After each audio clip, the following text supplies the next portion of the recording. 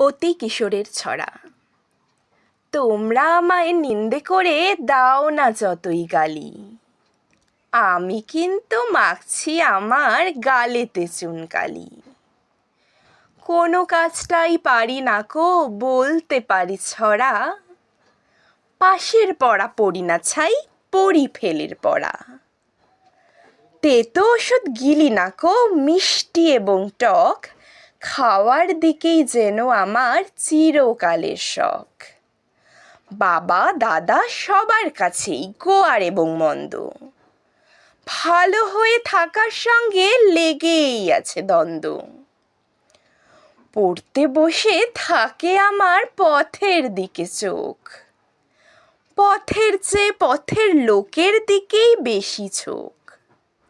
হুলের care করি না কো মধুর জন্য ছুটি, যেখানে ভিড় সেখানেতেই লাগাই ছুটোছুটি। পণ্ডিত এবং বিজ্ঞজনের দেখলে মাথা নাড়া, ভাবি উপদেশের সারে করলে বুঝি তারা।